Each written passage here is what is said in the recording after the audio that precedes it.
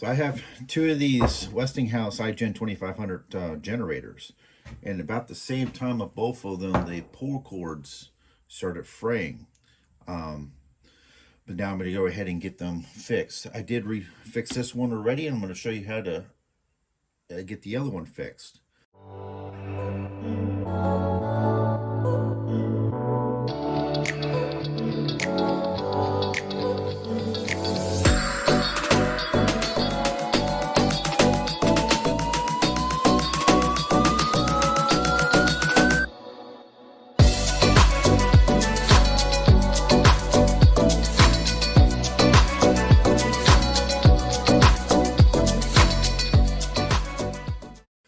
So since this one's put back together, I'll show you here from the top. These two screws have to be taken out from the other side. Then you have this one, and this one from this side. And then there's three towards the bottom in the frame itself.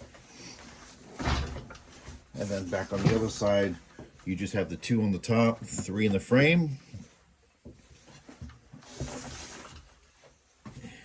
In the front, you have four in the panel. And then at the very bottom, there's two more that goes through the frame. And then on the very back, there's six more. After you take those off, all four of the two sides and the back will come off. I left the front, but it does connect the two plastics sides together as well. So you do have to take those off, even though I plan on leaving that there because there's a lot to remove there if you decide to remove the whole thing. I'm not going to go that route. I leave as much as I can together without having to take it apart. So after I get this plastic off, I'll show you what it looks like. All right, so I got the both sides off and the back off. Of course, the front's still connected. Like I said, there's a lot here with the choke and all that stuff, so I'm not going to remove all that. Right here is where the pull cord goes. So to get into here, there's three bolts that connect this into the flywheel. So we need to remove that. So the only way to access that is we need to move the gas can, and then there's four bolts that connect this at the bottom right here. Two on this side, two on the opposite side, and you can move it just enough out of the way to access those three bolts. So we're going to go ahead and work on that now. Went ahead and moved outside. It's not raining right now, and of course getting the gas out is going to make a mess. So just, you got the one little clip here. The gas tank itself is pretty much free. You just have to undo the fuel lines. There's only two right here at the bottom of the gas tank towards the front. So just undo those clips and then get ready to catch the gas in the gas can. I'll be right back. So that's all that connects it right there. Just two fuel lines right there. Then your electrical. So we'll set that aside.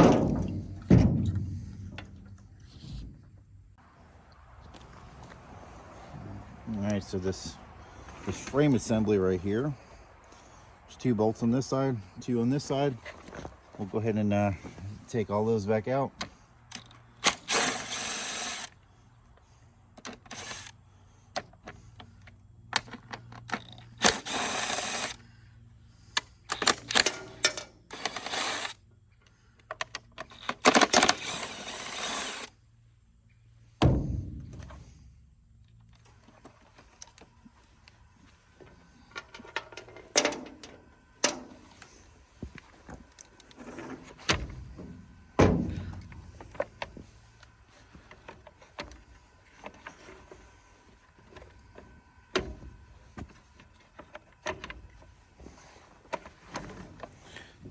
And we also need to take out this ground cable right here just so they have some movement.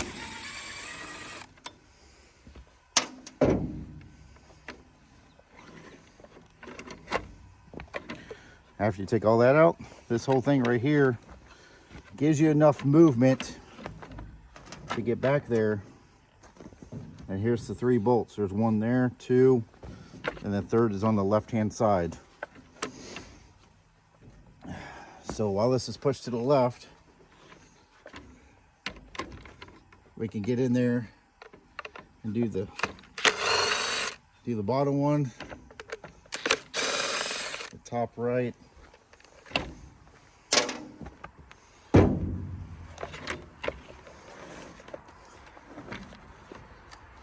And then we slide it all the way to the right. We can get the one on the left. Those 3 are the longer ones. Now you can move it back far enough to get the pull cord assembly out. Now we just replace that cord, put it back in. But then since the generator's been sitting for a couple years, I do need to remove the carburetor and get that cleaned as well. So we got the old string off, and we're going to go ahead and get the new string on. To get the new string on, first thing that we need to do is we need to activate the spring in here, and then so we can pull the string through the outside into the recoil mechanism. So what we're going to do is we're going to go ahead and rotate this. And what I found out on the other one, I need to do it about 3 times. So we're going to go ahead and do it 3 times. So there's 1, 2, 3. So now we'll go ahead and run that string basically through here, tie the knot, and then when we let go, it'll automatically wind itself. So to keep it from spinning, I'm just going to put a pick through here. You can use a screwdriver or just try to hold it.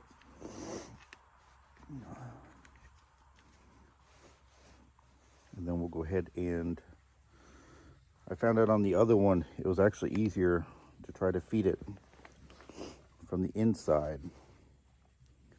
So using another pick, because these holes are pretty small, you just got to feed it through here and out this hole right here.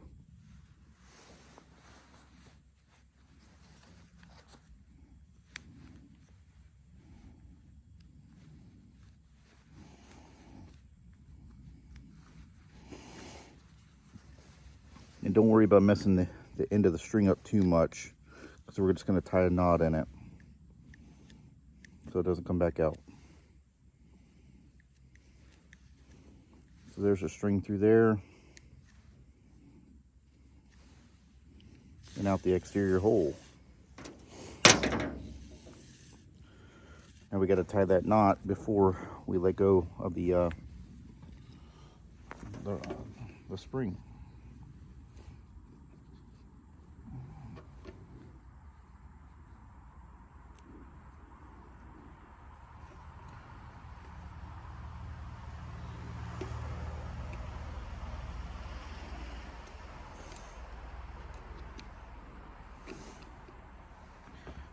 I'm going to cut the end of that off. Be right back. Got the end of that string cut off, so we'll go ahead and pull that in there so it's out of the way. Whoops. And then we'll go ahead and remove the pick so it can wind back up. So there we go. Got the string back on the. So that's all working there. Now we just got to bolt it back into the generator.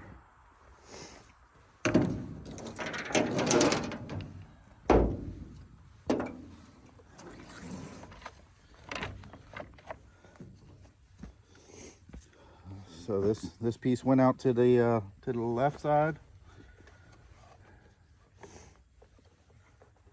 and it was just pressure fit. There wasn't nothing special to get the center lined up. You just gotta get it straight. There we go. That's already back in. We just gotta throw the bolts in it.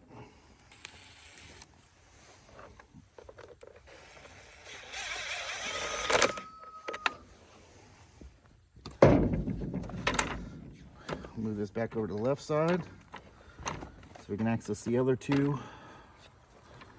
the bolts.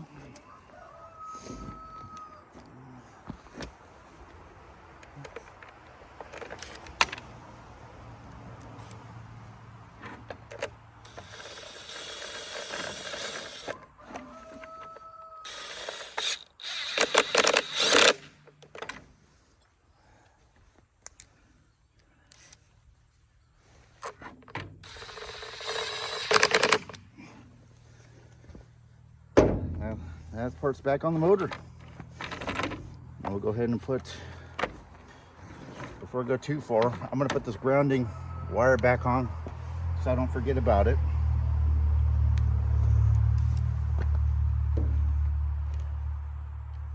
It just went on the furthest hole toward the bottom.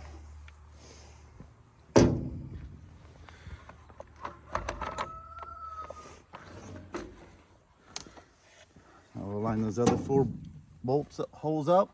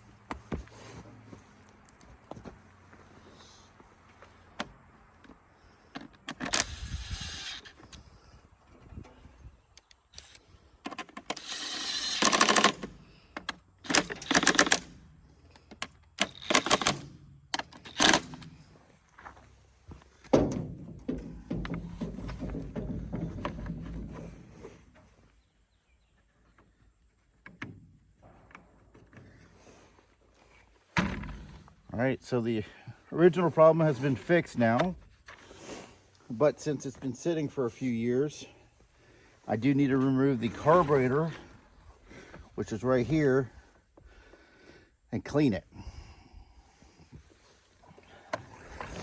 There's only 2 bolts that actually hold the carburetor in, so you take these two nuts off right here, and the carburetor itself slides out this way. There are a few other lines that might be beneficial to take off.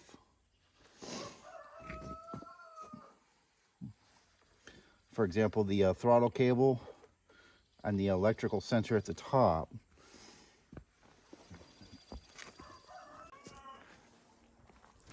So I got the gas tank back on, both the fuel lines and the electrical.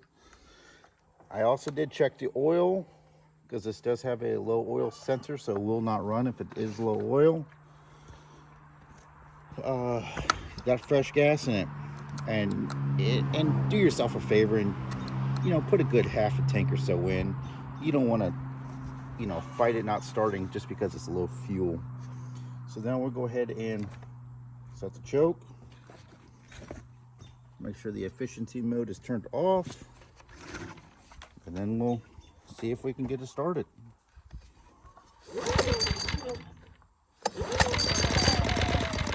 Wow, that's crazy. That's the second pull.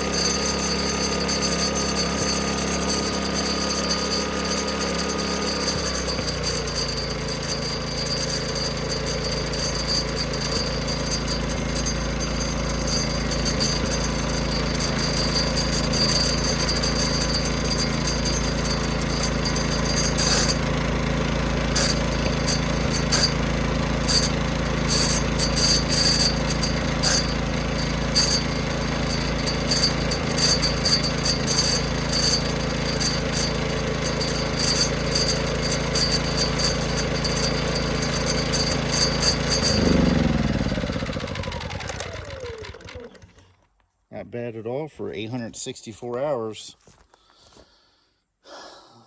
They are both really good generators. So now we'll go ahead and put the plastic back on. I was having issues with the other one trying to get the plastic back on. On the gas tank itself has two, I guess, nubs or whatever you want to call it. These do, they have spots on the plastic for these to fit into. So it does take a little while to get the plastic back on, but just basically work in reverse. You know, we'll do one side and then do the other side and then do the back. But it just takes a little while, but you just gotta play around with it. And the seal underneath the right here, this rubber piece, this goes below the plastic. So I was fighting that as well. So just take your time. You gotta play around with it a little bit to get the plastic back on.